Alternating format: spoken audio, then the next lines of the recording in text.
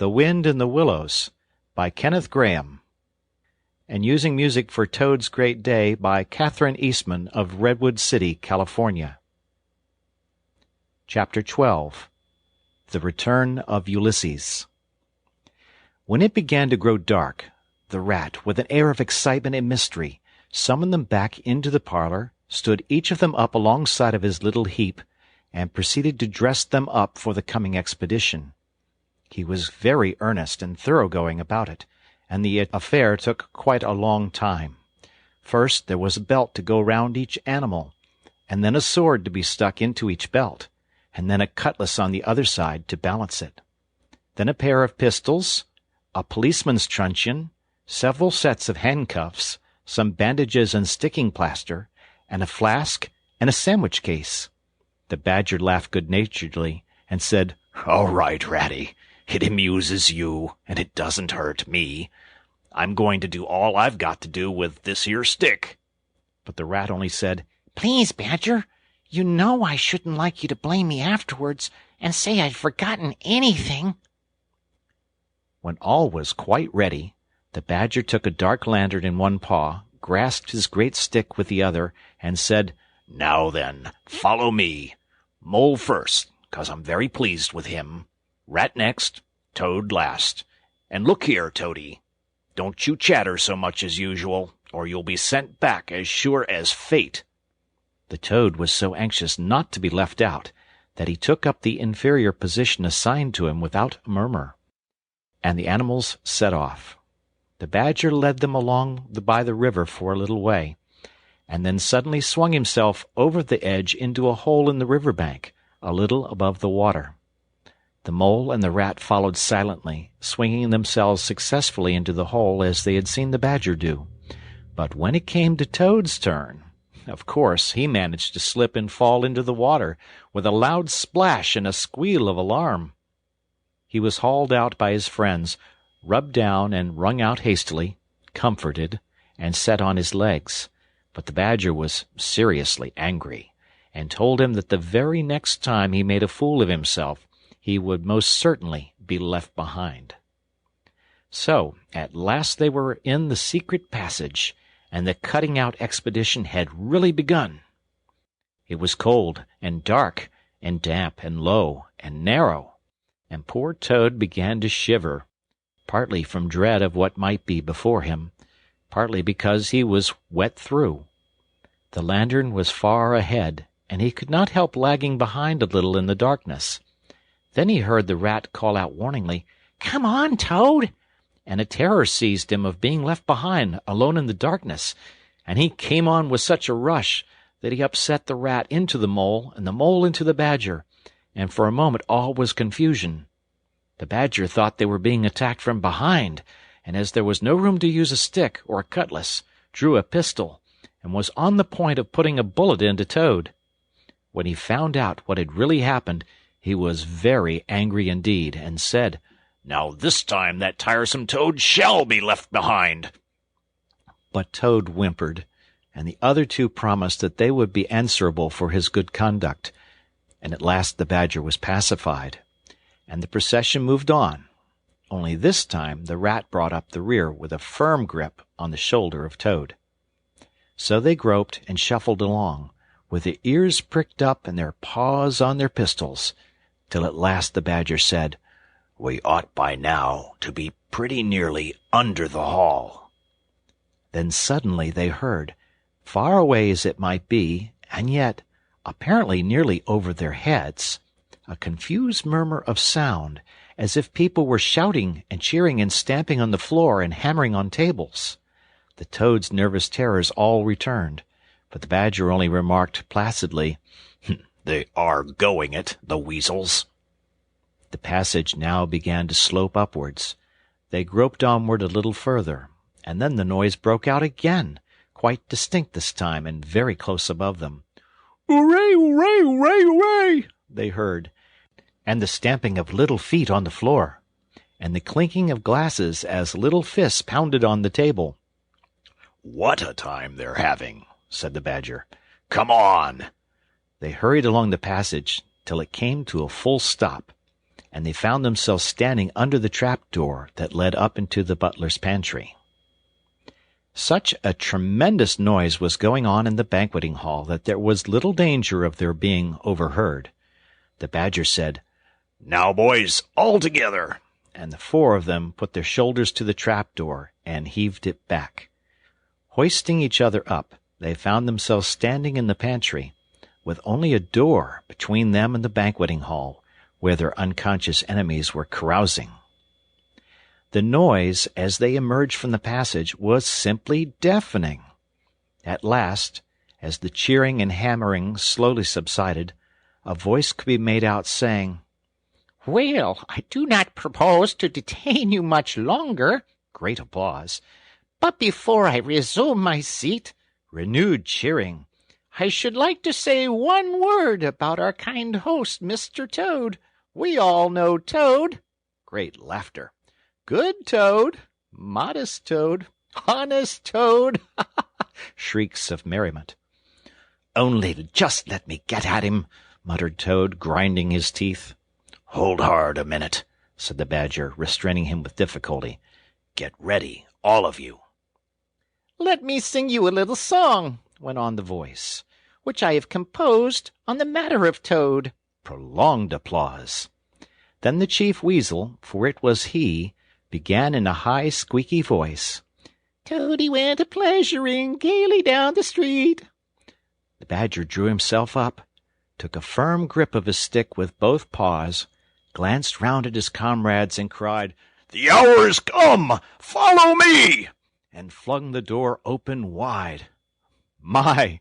What a squealing and a squeaking and a screeching filled the air! Well might the terrified weasels dive under the tables and spring madly up at the windows. Well might the ferrets rush wildly for the fireplace and get hopelessly jammed in the chimney. Well might tables and chairs be upset and glass and china be sent crashing on the floor in the panic of that terrible moment when the 4 heroes strode wrathfully into the room. The mighty Badger, his whiskers bristling, his great cudgel whistling through the air. Mole, black and grim, brandishing his stick and shouting his awful war-cry, "A mole! A mole!"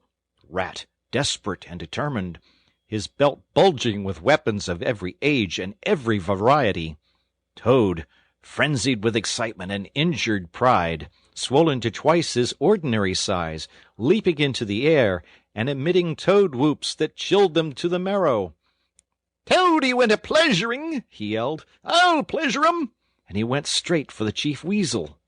There were but 4 in all, but to the panic-stricken weasels the hall seemed full of monstrous animals, gray, black, brown, and yellow, whooping and flourishing enormous cudgels, and they broke and fled with squeals of terror and dismay, this way and that, through the windows, up the chimney, anywhere to get out of reach of those terrible sticks.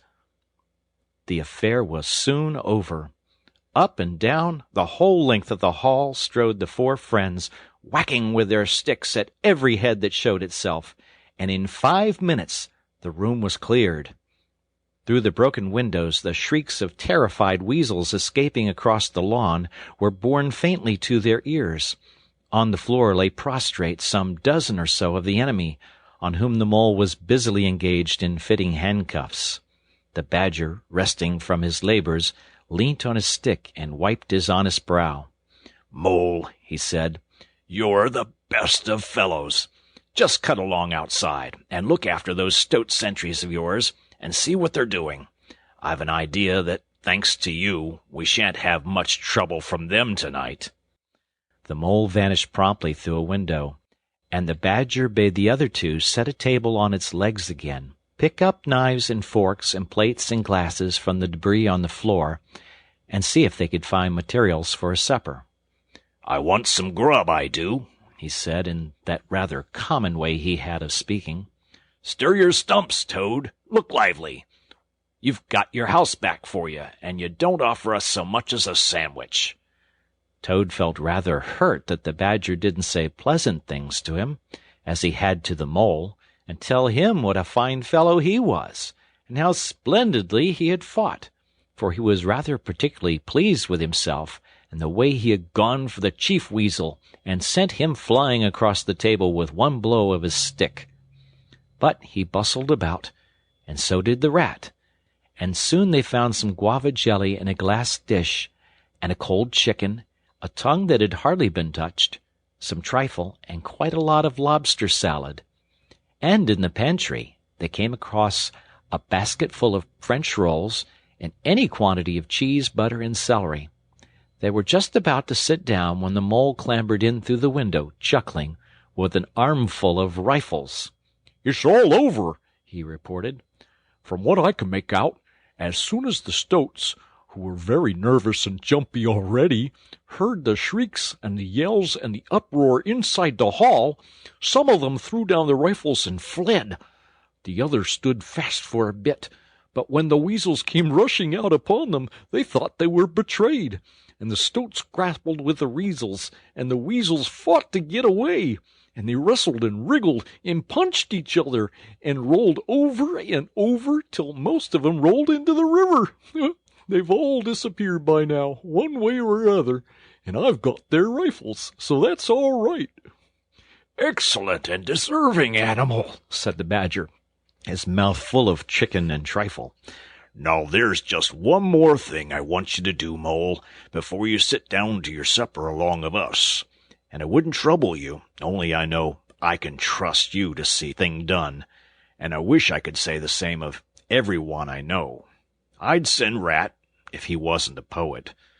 I want you to take these fellows on the floor there upstairs with you, and have some bedrooms cleaned out and tidied up and made really comfortable. See that they sweep under the beds, and put clean sheets and pillowcases on, and turn down one corner of the bedclothes, just as you know it ought to be done, and have a can of hot water and clean towels and fresh cakes of soap put in each room. And then you can give them a licking apiece, if it's any satisfaction to you, and put them out by the back door, and we shan't see any more of them, I fancy. And then come along and have some of this cold tongue. It's first rate. I'm very pleased with you, Mole." The good-natured Mole picked up a stick, formed his prisoners up in a line on the floor, gave them the order, "Quick march," and led his squad off to the upper floor. After a time he appeared again, smiling, and said that every room was ready and as clean as a new pin. "And I didn't have to lick 'em either," he added. "I thought, on the whole, they had had licking enough for one night, and the weasels, when I put the point to them, quite agreed with me, and said they wouldn't think of troubling me. They were very penitent, and said they were extremely sorry for what they had done. But it was all the fault of the chief weasel and the stoats, and if ever they could do anything for us, at any time to make up, we had only got to mention it. So I gave them a roll apiece, and let them out at the back, and off they ran as hard as they could." Then the Mole pulled his chair up to the table and pitched into the cold tongue, and Toad, like the gentleman he was, put all his jealousy from him, and said heartily, "Thank you kindly, dear Mole, for all your pains and trouble tonight, and especially for your cleverness this morning." The Badger was pleased at that, and said, "There spoke my brave Toad." So they finished their supper in great joy and contentment, and presently retired to rest between clean sheets, safe in Toad's ancestral home, won back by matchless valor, consummate strategy, and a proper handling of sticks. The following morning, Toad, who had overslept himself as usual, came down to breakfast disgracefully late, and found on the table a certain quantity of egg-shells, some fragments of cold and leathery toast, a coffee-pot 3/4 empty, and really very little else, which did not tend to improve his temper, considering that, after all, it was his own house. Through the French windows of the breakfast-room he could see the Mole and the Water-Rat sitting in wicker chairs out on the lawn, evidently telling each other stories, roaring with laughter and kicking their short legs up in the air. The Badger, who was in an armchair and deep in the morning paper, merely looked up and nodded when Toad entered the room. But Toad knew his man, so he sat down and made the best breakfast he could, merely observing to himself that he would get square with the others sooner or later. When he had nearly finished, the Badger looked up and remarked rather shortly, "I'm sorry, Toad, but I'm afraid there's a heavy morning's work in front of you. You see, we really ought to have a banquet at once, to celebrate this affair. It's expected of you. In fact, it's the rule." "Oh, all right," said the Toad readily. "Anything to oblige. Though why on earth you should want to have a banquet in the morning I cannot understand. But you know I do not live to please myself, but merely to find out what my friends want, and then try and arrange it for 'em, you dear old Badger." "Don't pretend to be stupider than you really are," replied the Badger crossly. "And don't chuckle and splutter in your coffee while you're talking. It's not manners. What I mean is, the banquet will be at night, of course, but the invitations will have to be written and got off at once, and you've got to write 'em. Now, sit down at that table. There's stacks of letter paper on it with Toad Hall at the top in blue and gold, and write invitations to all our friends, and if you stick to it we shall get them out before luncheon. And I'll bear a hand, too, and take my share of the burden. I'll order the banquet." "What?" cried Toad, dismayed.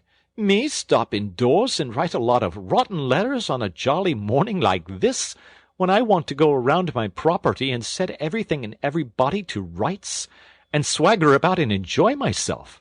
Certainly not. I'll see you. Stop a minute, though. Oh, why? Of course, dear Badger. What is my pleasure or convenience compared with that of others? You wish it done, and it shall be done. Go, Badger, order the banquet, order what you like, then join our young friends outside in their innocent mirth. Oblivious of me and my cares and toils, I sacrifice this fair morning on the altar of duty and friendship." The Badger looked at him very suspiciously, but Toad's frank, open countenance made it difficult to suggest any unworthy motive in this change of attitude. He quitted the room accordingly in the direction of the kitchen, and as soon as the door had closed behind him, Toad hurried to the writing-table. A fine idea had occurred to him while he was talking. He would write the invitations, and he would take care to mention the leading part he had taken in the fight, and how he had laid the chief weasel flat, and he would hint at his adventures, and what a career of triumph he had to tell about, and on the fly-leaf he would set out a sort of program of entertainment for the evening, something like this, as he sketched it out in his head: "Speech by Toad. There will be other speeches by Toad during the evening. Address by Toad. Synopsis: Our prison system, the waterways of Old England, horse-stealing and how to deal, property, its rights and its duties, back to the land, a typical English squire. Then Song by Toad, composed by himself. And then other compositions by Toad will be sung in the course of the evening by the composer." The idea pleased him mightily, and he worked very hard and got all the letters finished by noon, at which hour it was reported to him that there was a small and rather bedraggled weasel at the door, inquiring timidly whether he could be of any service to the gentleman. Toad swaggered out and found it was one of the prisoners of the previous evening, very respectful and anxious to please. He patted him on the head, shoved the bundle of invitations into his paw, and told him to cut along quick and deliver them as fast as he could, and if he liked to come back again in the evening, there might perhaps be a shilling for him, or again perhaps there mightn't, and the poor weasel seemed really quite grateful, and hurried off eagerly to do his mission. When the other animals came back to luncheon, very boisterous and breezy after a morning on the river, the mole, whose conscience had been pricking him, looked doubtfully at Toad, expecting to find him sulky or depressed. Instead, he was so uppish and inflated that the mole began to suspect something, while the rat and the badger exchanged significant glances. As soon as the meal was over, Toad thrust his paws deep into his trouser pockets, remarked casually, "Well, look after yourselves, you fellows. Ask for anything you want," and was swaggering off in the direction of the garden, where he wanted to think out an idea or two for his coming speeches, when the Rat caught him by the arm. Toad rather suspected what he was after, and did his best to get away, but when the Badger took him firmly by the other arm, he began to see that the game was up. The two animals conducted him between them into the small smoking-room that opened out of the entrance-hall, shut the door, and put him into a chair. Then they both stood in front of him, while Toad sat silent and regarded them with much suspicion and ill-humor. "Now look here, Toad," said the Rat. "It's about this banquet, and very sorry I am to have to speak to you like this. But we want you to understand clearly, once and for all, that there are going to be no speeches and no songs. Try and grasp the fact on this occasion. We're not arguing with you. We're just telling you." Toad saw that he was trapped. They understood him. They saw through him. They had got ahead of him. His pleasant dream was shattered. "Mayn't I sing just one little song?" he pleaded piteously. "No, not one little song," replied the Rat firmly, though his heart bled as he noticed the trembling lip of the poor, disappointed Toad. "It's no good, Toady. You know well that your songs are all conceit and boasting and vanity, and your speeches are all self-praise, and, well, and gross exaggeration, and gas," put in the Badger in his common way. "It's for your own good, Toady," went on the Rat. "You know you must turn over a new leaf sooner or later, and now seems a splendid time to begin, a sort of turning point in your career. Please don't think that saying all this doesn't hurt me more than it hurts you." Toad remained a long while plunged in thought. At last he raised his head, and the traces of strong emotion were visible on his features. "You have conquered, my friends," he said in broken accents. "It was, to be sure, but a small thing that I asked. Merely leave to blossom and expand for yet one more evening, to let myself go, and hear the tumultuous applause that always seems to me, somehow, to bring out my best qualities. However, you are right, I know, and I am wrong. Henceforth I will be a very different Toad. My friends, you shall never have occasion to blush for me again. But, oh dear, this is a hard world." And pressing the handkerchief to his face, he left the room with faltering footsteps. "Badger," said the Rat, "I feel like a brute. I wonder what you feel like." "Oh, I know," said the Badger gloomily. "But the thing had to be done. This good fellow has got to live here, and hold his own, and be respected. Would you have him a common laughing-stock, mocked and jeered at by stoats and weasels?" "Of course not," said the Rat. "And talking of weasels, it's lucky we came upon that little weasel, just as he was setting out with Toad's invitations. I suspected something from what you told me, and had a look at one or two. They were simply disgraceful. I confiscated the lot, and the good mole is now sitting in the blue boudoir, filling up plain, simple invitation cards."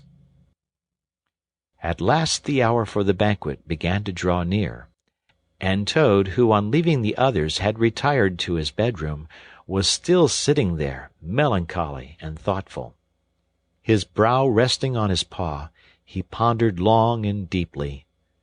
Gradually his countenance cleared, and he began to smile long, slow smiles. Then he took to giggling in a shy, self-conscious manner.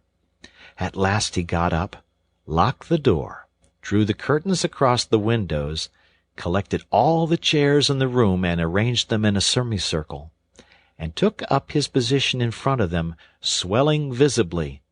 Then he bowed, coughed twice, and letting himself go, with uplifted voice he sang, to the enraptured audience that his imagination so clearly saw, Toad's last little song. The toad came home. There was panic in the parlors and bowling in the halls. There was crying in the cowsheds and shrieking in the stalls when the toad came home. When the toad came home. There was smashing in of window and crashing in of door. There was chivying of weasels that fainted on the floor when the toad came home. Bang go the drums, the cannon they are shooting, and the soldiers are saluting. The trumpeters are tooting, and the motor cars are hooting as the hero comes. Shout, hooray! And let each one of the crowd try and shout it very loud in honor of an animal of whom you're justly proud, for it's Toad's great day. He sang this very loud, with great unction and expression, and when he had done, he sang it all over again. Then he heaved a deep sigh, a long, long, long sigh. Then he dipped his hairbrush in the water jug, parted his hair in the middle, and plastered it down very straight and sleek on each side of his face, and, unlocking the door, went quietly down the stairs to greet his guests, who he knew must be assembling in the drawing-room. All the animals cheered when he entered, and crowded round to congratulate him and say nice things about his courage and his cleverness and his fighting qualities. But Toad only smiled faintly and murmured, "Not at all," or sometimes, for a change, "On the contrary." Otter, who was standing on the hearth-rug, describing to an admiring circle of friends exactly how he would have managed things had he been there, came forward with a shout, threw his arm around Toad's neck, and tried to take him round the room in a triumphal progress. But Toad, in a mild way, was rather snubby to him, remarking gently as he disengaged himself, "Badger was the master-mind. The mole and the water-rat bore the brunt of the fighting. I merely served in the ranks, and did little or nothing." The animals were evidently puzzled and taken aback by this unexpected attitude of his, and Toad felt, as he moved from one guest to the other, making his modest responses, that he was an object of absorbing interest to every one. The Badger had ordered everything of the best, and the banquet was a great success. There was much talking and laughter and chaff among the animals, and through it all Toad, who of course was in the chair, looked down his nose and murmured pleasant nothings to the animals on either side of him. At intervals he stole a glance at the Badger and the Rat, and always when he looked they were staring at each other with their mouths open, and this gave him the greatest satisfaction. Some of the younger and livelier animals, as the evening wore on, got whispering to each other that things were not so amusing as they used to be in the good old days, and there were some knockings on the table and cries of, "Toad! Speech! Speech from Toad! Song! Mr. Toad's song!" But Toad only shook his head gently, raised one paw in mild protest, and by pressing delicacies on his guest, by topical small talk, and by earnest inquiries after members of their families not yet old enough to appear at social functions, managed to convey to them that this dinner was being run on strictly conventional lines. He was indeed an altered Toad. After this climax, the four animals continued to lead their lives, so rudely broken in upon by civil war, in great joy and contentment, undisturbed by further risings or invasions. Toad, after due consultation with his friends, selected a handsome gold chain and locket set with pearls, which he dispatched to the jailer's daughter with a letter that even the Badger admitted to be modest, grateful, and appreciative. And the engine-driver, in his turn, was properly thanked and compensated for all his pains and trouble.